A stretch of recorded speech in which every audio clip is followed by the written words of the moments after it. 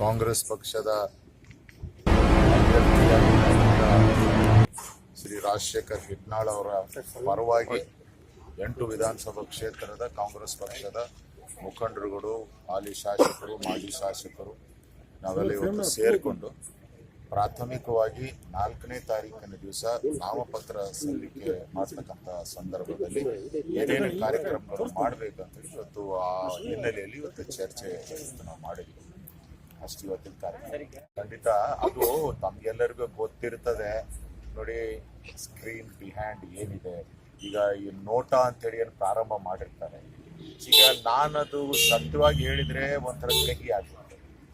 ಬೇರೆಯವರು ಅಂದ್ರೆ ನಮ್ಮ ವಿರೋಧ ಪಕ್ಷದವರು ಏನ್ ಮಾಡ್ತಾರೆ, ಸಾಂಪ್ರದಾಯಂಗೆ ಕ್ರಿಯೇಟ್ ಮಾಡ್ದಂಗೆ ಚಿಪ್ಗಳನ್ನು ಹಾಕ್ಬಿಟ್ಟು ಒಂದ್ ಕಡೆ ನೋಟ ಅಂತೇಳಿ ಇವರೇ ಹೇಳೋದು, ಮತ್ತೆ ಇನ್ನೊಂದ್ ಕಡೆ ಅವರೇನಪ್ಪ ಅಂದ್ರೆ ಉತ್ತರಗಳು ಕೊಡೋದು. ಪ್ರಶ್ನೆನ ಅವರೇ ಮಾಡೋದು, ಉತ್ತರನ ಅವ್ರದ್ದೇ ಆಗಿರ್ತಕ್ಕಂಥ ಒಂದು ಸಾಮಾಜಿಕ ಜಾಲತಾಣದ ಗ್ರೂಪ್ ಇಟ್ಕೊಂಡು ನಮ್ಮ ಪಕ್ಷದ ವಿರೋಧ ಪಕ್ಷದವರು ಮಾಡ್ತಾರೆ. ಅದಕ್ಕೆ ನಮಗೆ ಸಂಬಂಧ ಇಲ್ಲ. ಸಂಪೂರ್ಣವಾಗಿ ನಾನು ರಾಜಶೇಖರ ಬೆಂಬಲಕ್ಕೆ ನಾನು ನಿಂತು ಇವತ್ತು ಟಿಕೆಟ್ಲಿಂದಾಗಲಿ ಪ್ರತಿಯೊಂದಾಗಲಿ ಏನಪ್ಪ ಅಂದ್ರೆ ನಾವು ಎಲ್ಲರಿಗೂ ಗೊತ್ತಿದೆ, ಅನ್ಸಾರಿ ಮುಂಚೆಯಿಂದ ಜಾತ್ಯತೀತ ಪಕ್ಷ ಜಾತ್ಯತೀತವಾಗಿ ನಡ್ಕೊಂತ ನಾನು ಬಂದಿದ್ದೀನಿ. ಸರ್, ಸಿದ್ದರಾಮಯ್ಯ ತಮ್ಮ ಮನೆಗೆ ಬಂದಾಗ ಟಿಕೆಟ್ ಅನೌನ್ಸ್ ಮಾಡಿದ್ದಾರೆ? ಇಲ್ಲ, ಖಂಡಿತ ಇಲ್ಲ. ತಮ್ಗೆಲ್ಲರಿಗೂ ಗೊತ್ತಿದೆ. ಅವರು ಅವತ್ತು ಹೇಳಿರ್ತಕ್ಕಂಥದ್ದು ಏನಂತ ಹೇಳಿದ್ರೆ, ಗಂಗಾವತಿ ವಿಧಾನಸಭಾ ಕ್ಷೇತ್ರದಲ್ಲಿ ಅನ್ಸಾರಿ ನೇತೃತ್ವದಲ್ಲಿ ನಾವು ಚುನಾವಣೆ ಮಾಡ್ತೀವಿ, ತಾವು ಲೋಕಸಭೆ ಚುನಾವಣೆ ಅಭ್ಯರ್ಥಿಗೆ ಹೆಚ್ಚಿನ ಮತವನ್ನು ಕೊಡಿ ಅಂತೇಳಿ ಇದು ಹೇಳಿದರು. ಹೇಳಿಲ್ಲ, ಅದು ಕನ್ಫ್ಯೂಷನ್ ಆಗಿದೆ ಅಷ್ಟೇ. ಸರ್, ಕಳೆದ ಚುನಾವಣೆಯಲ್ಲಿ ಮುಸ್ಲಿಂ ಸಮುದಾಯಕ್ಕೆ ಅನ್ಯಾಯ ಆಗಿದೆ ಅನ್ನುವಂಥ ಮಾತುಗಳು ಕೇಳಿ ಬರ್ತಾ ಇದ್ದಾವೆ. ಆ ಕಾರಣಕ್ಕಾಗಿ ಕೆಲವು ಬೆಂಬಲಿಗರು ನೋಟಾ ಅನ್ನುವಂಥದ್ದನ್ನು ಮತ್ತು ಸಾಮಾಜಿಕ ಜಾಲತಾಣಗಳಲ್ಲಿ ಕೆಲವು ಪ್ರಚಾರವನ್ನು ಮಾಡ್ತಾ ಇದ್ದಾರೆ. ತಾವು ಹೇಳಿದ್ದನ್ನ ವಿಷಯ ಇಟ್ಕೊಂಡೇ ಮುಸ್ಲಿಂ ಸಮುದಾಯಕ್ಕೆ ಒಂದು ಹೊಡೆತ ಆಗಿದೆ, ಒಟ್ಟಾರೆಯಾಗಿ ಇನ್ನೊಂದು ಸಮುದಾಯದಿಂದ ಅನ್ನುವಂಥ ಭಾವನೆಗಳನ್ನು ಹರಡಿಸ್ತಾ ಇದ್ದಾರೆ. ಇದ್ರ ಬಗ್ಗೆ ಏನ್ ಹೇಳ್ತೀರಾ?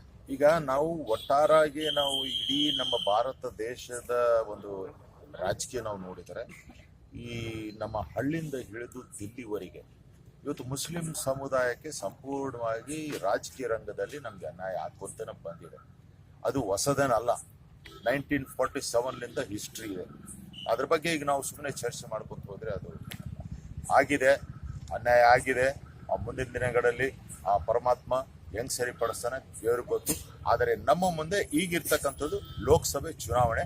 ಸಿದ್ದರಾಮಯ್ಯನವರ ನಾಯಕತ್ವ, ರಾಹುಲ್ ಗಾಂಧಿ ಅವರ ನಾಯಕತ್ವದಲ್ಲಿ ನಾವಿವತ್ತು ಕಾಂಗ್ರೆಸ್ ಪಕ್ಷವನ್ನು ಮುನ್ನಡೆಸಿಕೊಂಡು ಇವತ್ತು ದೇಶದಲ್ಲಿ ಕಾಂಗ್ರೆಸ್ ಪಕ್ಷ ಅಧಿಕಾರಕ್ಕೆ ಬಂದ ಮೇಲೆ ಪುನಃ ಮತ್ತೆ ಹೆಚ್ಚಿನ ಅಭಿವೃದ್ಧಿ ಕೆಲಸಗಳು ಮಾಡ್ಬೇಕಂತ ಹೇಳ್ಬಿಟ್ಟು ಅದೊಂದು ನಮ್ಮ ಅಜೆಂಡಾ ಇಟ್ಕೊಂಡು ನಾವು ಮುಂದೆ ಹೋಗ್ತಾ ಇದ್ದೀವಿ. ನಾನು ಹೇಳಿದ್ನಲ್ಲ, ಅದು ನಮ್ಮ ಸಮಾಜದವ್ರು ಅಂತ ಹೇಳ್ಬಿಟ್ಟು ಅದು ನಾವು ನೋಡ್ಬೇಕು. ಯಾಕಂದ್ರೆ ಟೆಲಿಫೋನ್ ನಂಬರು ಫಾರ್ವರ್ಡ್ ಆಗಿರ್ತಕ್ಕಂಥದ್ದು ಯಾರಿಂದ ಏನ್ ಕತೆ ಅಂತೇಳಿ ಇದು ಬಿಜೆಪಿಯಲ್ಲಿ ವ್ಯವಸ್ಥಿತವಾಗಿರ್ತಕ್ಕಂಥ ಗ್ರೂಪ್ಸ್ ಇದಾವೆ. ಸೋಷಿಯಲ್ ಮೀಡಿಯಾದಾಗ ಮೋಹಿತ್ ದಿನ ಅಂತ ಒಬ್ರು ಹಾಕ್ತಾರೆ ಸರ್. ಅವ್ರು ಚೆಕ್ ಮಾಡಿದ್ರೆ ಅವ್ರ ಕೊಪ್ಪಳ ಎಲ್ಲಾನು ಇಲ್ಲೇ ಸಿಗುತ್ತೆ.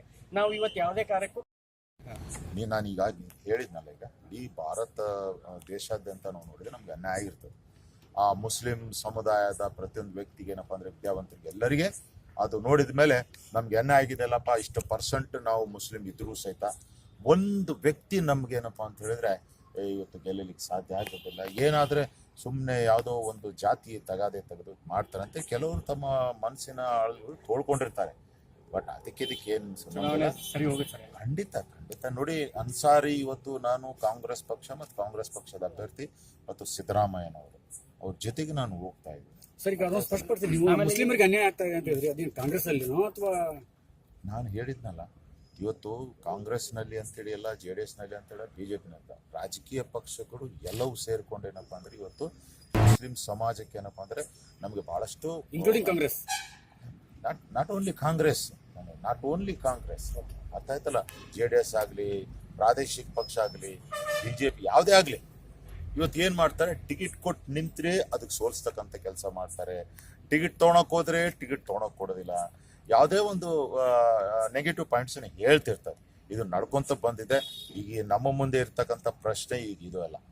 ಈಗ ನಮ್ಮ ಮುಂದೆ ಇರ್ತಕ್ಕಂಥ ಪ್ರಶ್ನೆ ಲೋಕಸಭೆ ಚುನಾವಣೆ ರಾಜಶೇಖರ್ ಅವರಿಗೆ ನಾವು ಗೆಲ್ಸ್ತಕ್ಕಂಥ ಕೆಲಸವನ್ನು ನಾವು ಮಾಡ್ಲಿಕ್ಕೆ ಮುಂದಾಗ್ತಾ ಇದ್ದೀವಿ. ಅವ್ರ ಪಕ್ಷ ಸಿಗಂತ ಮೈತ್ರಿ ಧರ್ಮ ಪಾಲನೆ ಮಾಡ್ಬೇಕಲ್ಲ. ನಾವು ಮೈತ್ರಿ ಧರ್ಮ ಪಾಲನೆ ಮಾಡೋಕ್ಕೋಸ್ಕರನೇ ಅವ್ರ ಮೇಲೆ ನಾವು ಪಕ್ಷದ ಮೇಲೆ ಯಾವುದೇ ತರದ ಇವತ್ತು ಪಾಸಿಟಿವ್ ಆಗಲಿ ನೆಗೆಟಿವ್ ಆಗಲಿ ಹೇಳುವಂಥದ್ದು ನಾವು ಸ್ಥಿತಿಯಲ್ಲಿ ಇಲ್ಲ. ಯಾಕಂದ್ರೆ ಮೈತ್ರಿ ಧರ್ಮ ಇದೆ ಅಂತ ಅಷ್ಟಕ್ಕೆ ನಾವು ಮಮ್ಮಾಗಿದೆ. That's it. ಸೊ ಅವ್ರ ಪಕ್ಷದ ಅವ್ರ ಪಾಲನೆ, ನನ್ನ ಪಕ್ಷದ ನಾನು ಪಾಲನೆ.